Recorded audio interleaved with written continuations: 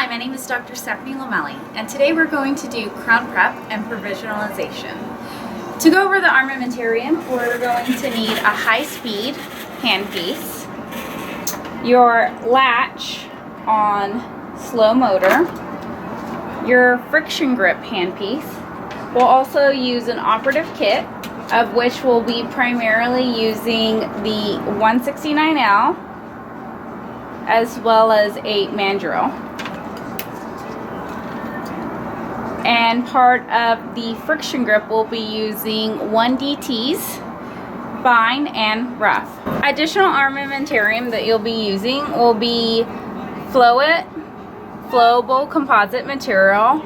We'll be using a triple tray to gain their bite registration. We have a series of polishing discs that we can use. These are soft flex polishing discs, soft flex polishing strips. We have some greenies and brownies, as well as some plastic polishing points. We'll also be using AccuFilm, articulator paper, shim stock, are your articulating forceps.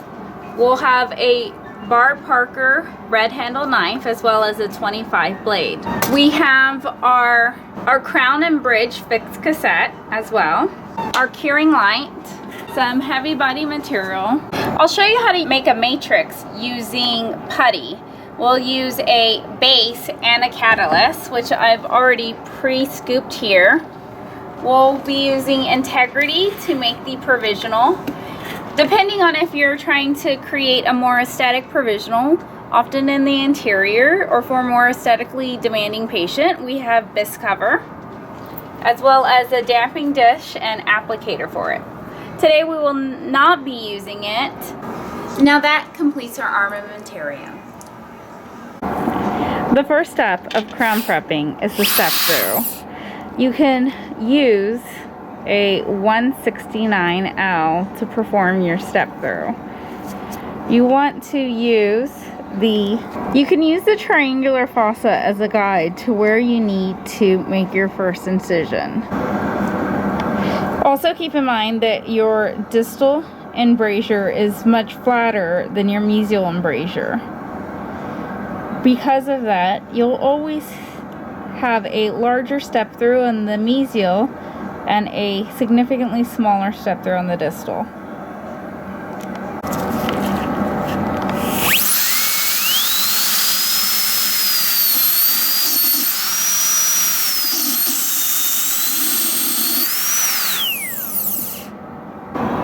Now when doing the step through, one of the most important aspects of it is to make sure that you're going on a straight line of draw. Very important to make sure that you're not going off angle or going into the tooth, as well as making sure that you commit to pushing all the way through, so that way you don't burn up the tooth.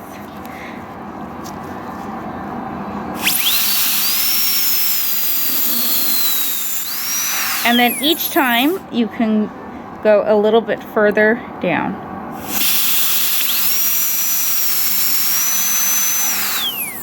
Once you get to a certain depth, because of the embrasure, as you go further down, it will get thin enough and flake off. Now here you want to take a smaller bite.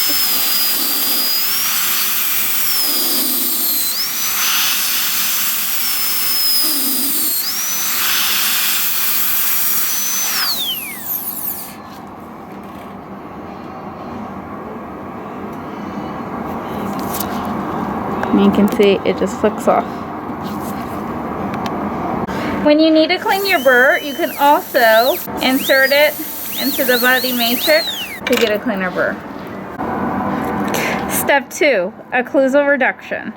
You want to start at the very edge of the tooth, knowing that the burr is 1 to 1.2 thick. You can create depth cuts. Depth cuts until the burr is submerged into the tooth.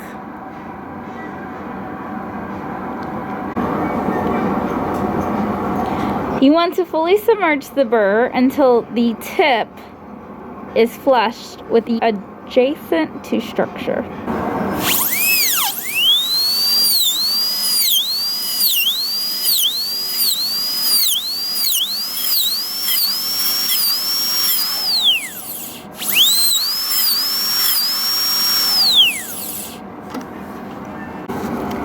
Depth cuts should be made in both the mesial and distal triangular fossa, as well as the height of the triangular ridge and the lingual groove. The stroking motion I'm using is going from the center of the central groove and coming outwards, and each time that I'm doing that, I'm taking bites of the tooth out.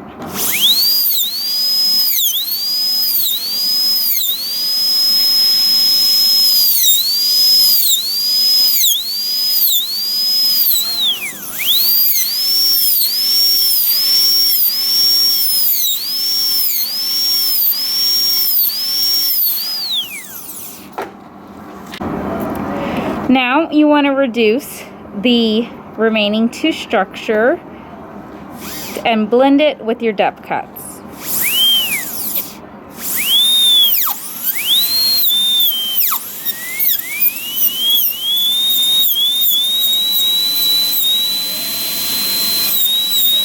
You want to give special attention not to hit the adjacent tooth structure.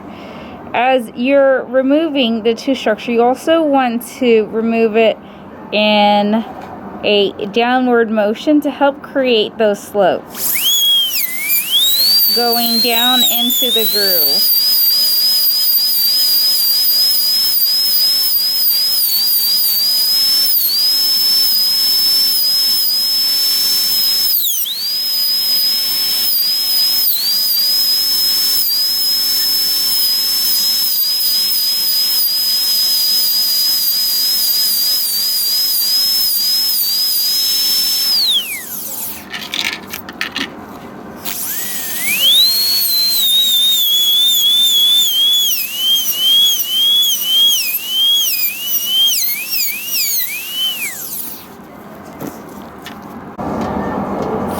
Now, as I am doing each motion, I'm creating a sweeping motion. You're applying pressure on my burr.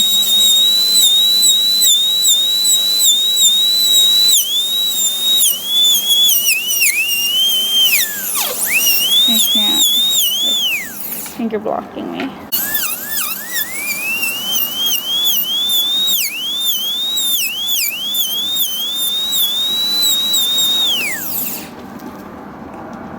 The most important part of this is that you don't want to spend too much time on the occlusal reduction.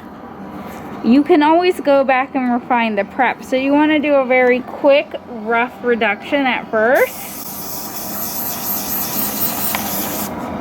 And the goal is that you're trying to remove excess tooth structure. So really try to go in with the first few minutes as bulk gross reduction. For the functional bevel, you want to make a line that is 1/4 to 1/3 of the occlusal surface. And then you want to make a line that is about 1/3 of the axial surface.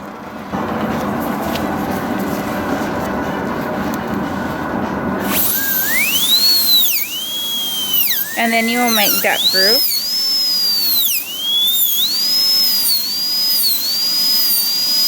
And then once you have your depth grooves in, you will proceed to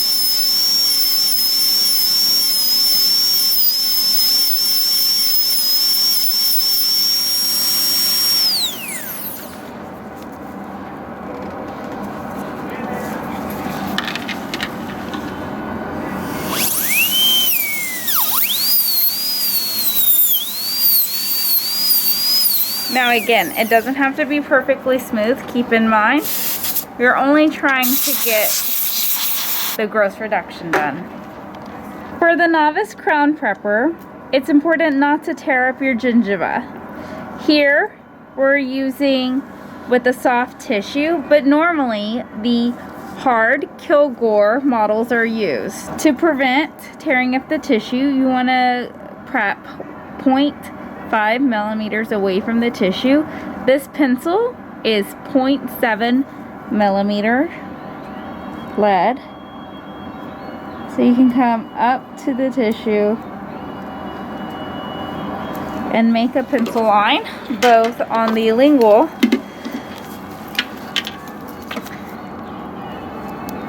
as well as the facial. Now when you make the axial reduction, we're going to be shooting for a zirconia restoration, which is 1 millimeter.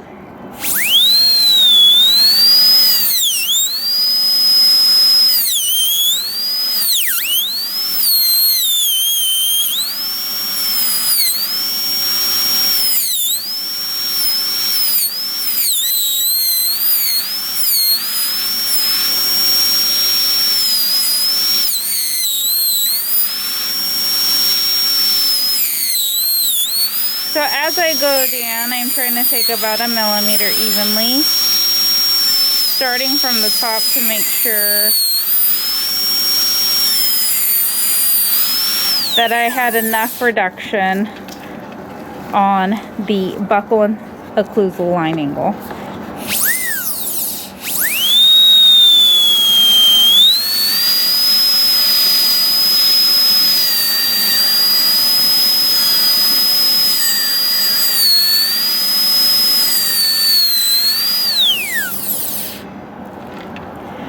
It is highly beneficial to use long sweeping strokes to create a more even margin.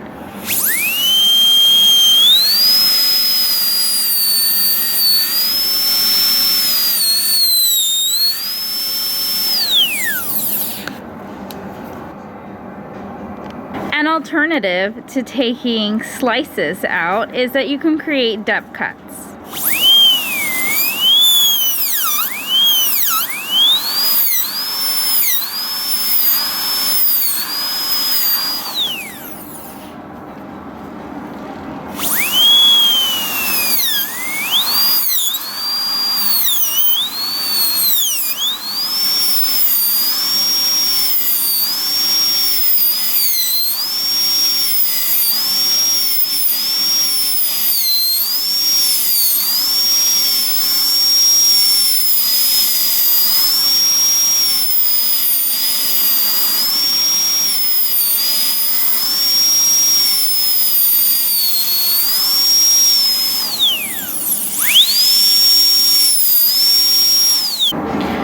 Or alternatively, you can go against the entire edge and take in slowly.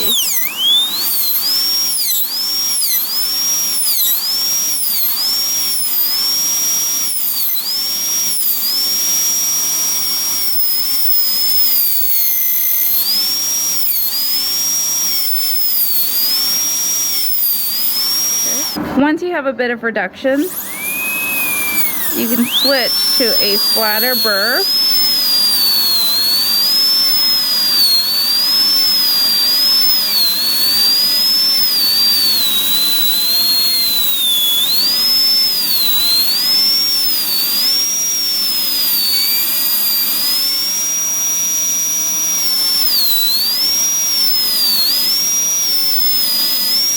And you want to make sure that you're coming around your corners and rounding those off.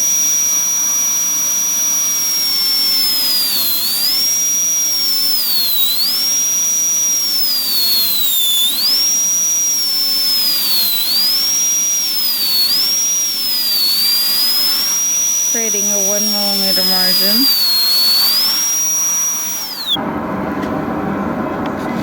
With your burr turned off, you want to test to see if you have enough space to pass through to smooth your interproximal area. If you doubt that you have enough space, switch to a half DT. Once you switch to a half DT, you can have ample space to avoid nicking the tooth.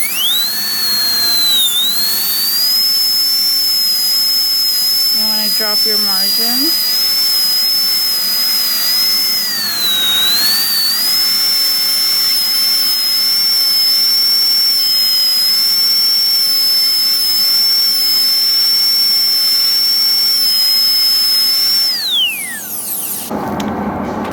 Once you're sure that you can go through interproximally, then you can create your final margin.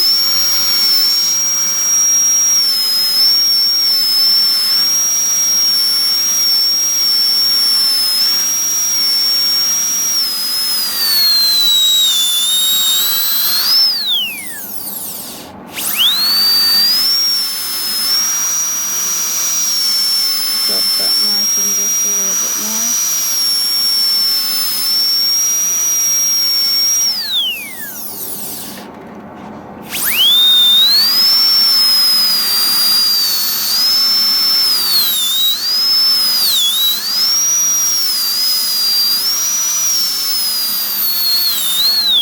Okay.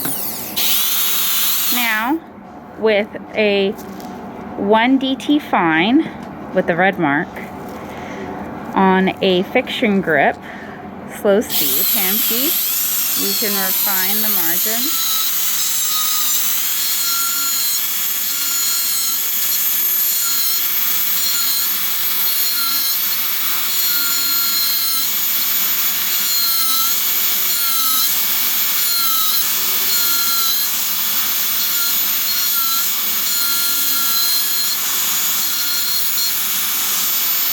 To create nice smooth walls. You want to remove any vertical burn marks, any irregularities.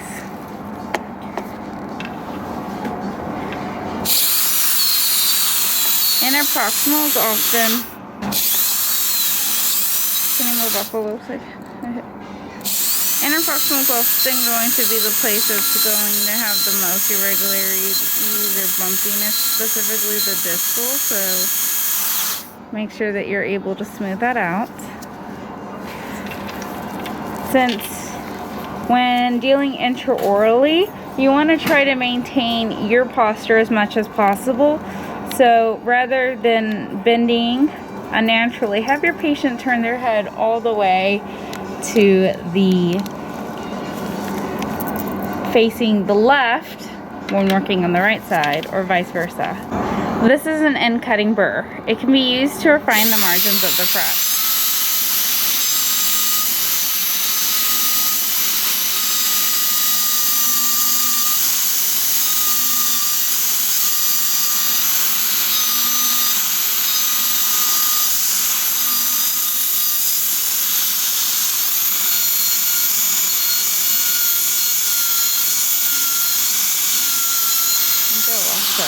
As previously mentioned, all before steps were gross reduction.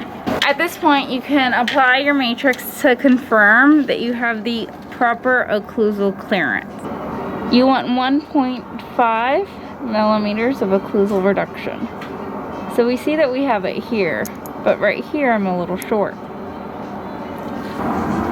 For the novice, it's important to trace your adjacent teeth central groove and make sure that you're creating a central groove that is following that. Using the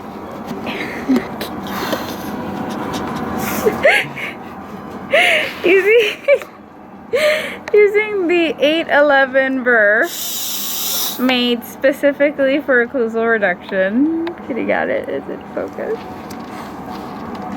Why is this so hard? Okay.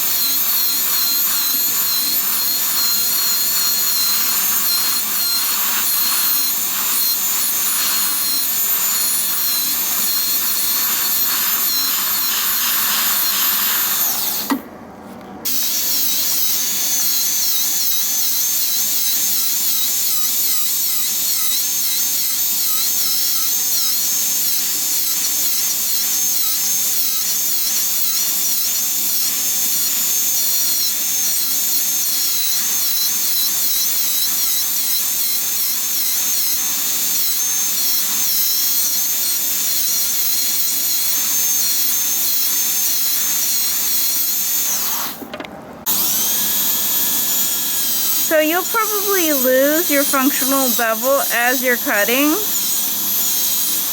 And if that happens, don't worry. You can always put it back in at the very end. But it's important to cut it at the beginning so you're not having to deal with that excess. You want to get rid of gross reduction at the very beginning. Make sure that your functional bevel goes from line angle to line angle. Then you want to put a slight angulation.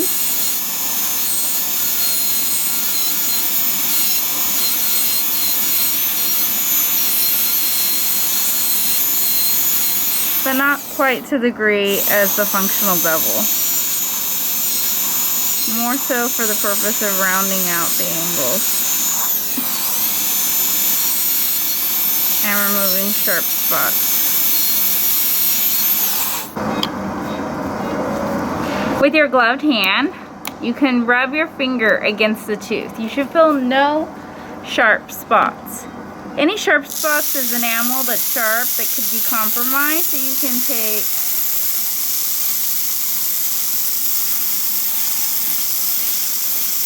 a Jessie polishing disc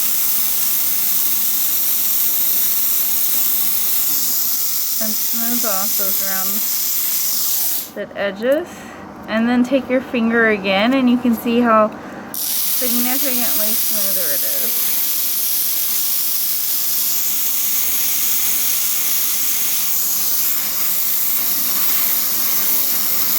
You can go through with each successive color.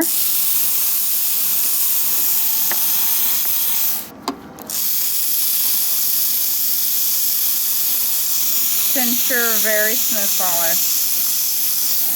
Avoid polishing the entire tooth structure as you do want some surface roughness to facilitate bonding during cementation.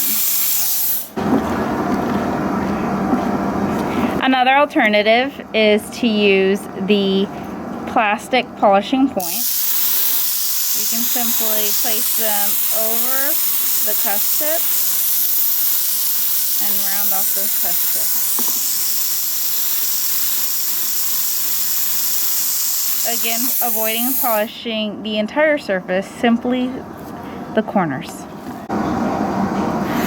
Okay, so I showed you two methods already. The last method is using greenies and brownies. You first use the brownie and you come and you polish just the corners.